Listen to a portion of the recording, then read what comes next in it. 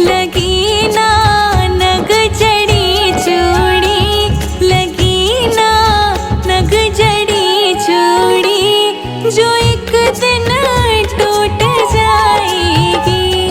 पकड़ लो हाथ बजरंगी, नहीं तो डूब जाएंगे।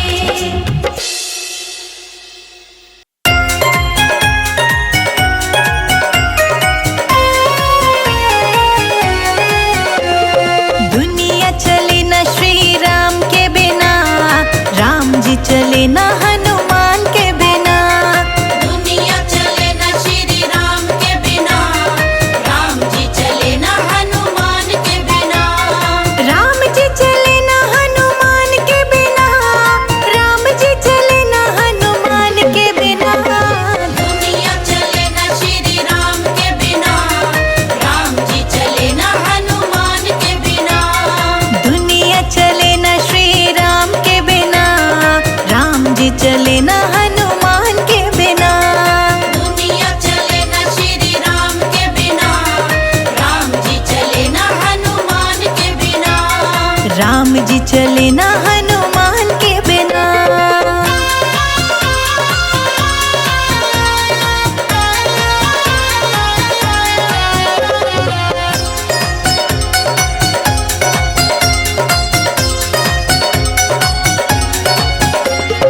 जब से रामायण पढ़ ली है, एक बात मैंने समझ ली है। एक बात मैंने समझ ली है, एक बात मैंने समझ ली है। जब से रामायण पढ़ ली है, एक बात मैंने समझ ली है। एक बात मैंने समझ ली है, एक बात मैंने समझ ली है। रावण मरे न श्री राम के बिना, रावण मरे न श्री राम के बिना। लंका जले न हनुमान के बिना। दुनिया चले न श्री राम के बिना, राम जी चले न हनुमान के बिना। दुनिया चले न श्री राम के बिना, राम जी चले न हनुमान के बिना। दुनिया चले न श्री राम के बिना, राम जी चले न हनुमान के बिना।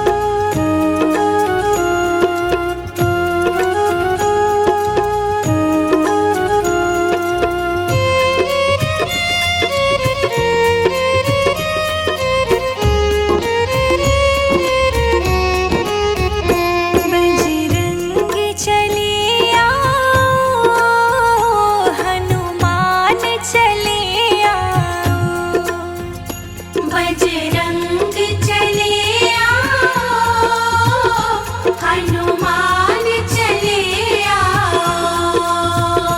हे अंजनी के लाला तत्काल चले आओ।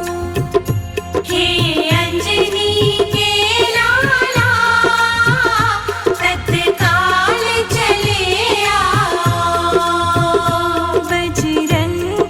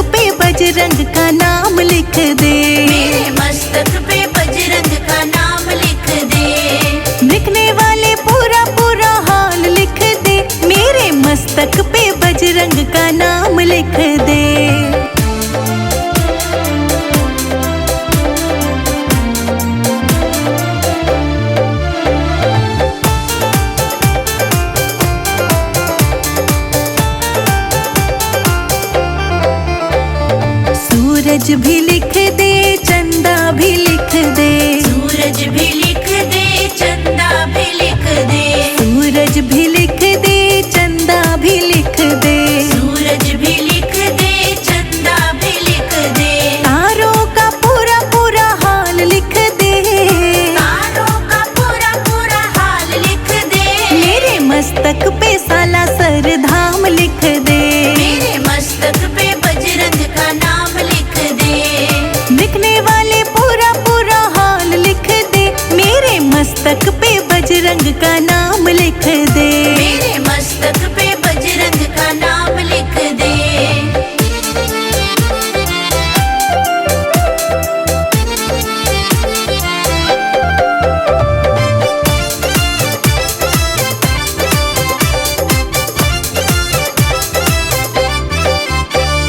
शंकर भी लिख दे, गौरा भी लिख दे। शंकर भी लिख दे, गौरा भी लिख दे। शंकर भी लिख दे, गौरा भी लिख दे। शंकर भी लिख दे, गौरा भी लिख दे। सर्पों का पूरा पूरा हाल लिख दे। सर्पों का पूरा पूरा हाल लिख दे। मेरे मस्तक पे साला सरधाम लिख दे। मेरे मस्तक पे बजरंग का नाम लिख दे। लिखने वाले पूरा पूरा हाल लिख दे। मेरे मस्तक पे बजरंग का नाम लिख दे। मेरे मस्तक पे बजरंग का नाम लिख दे।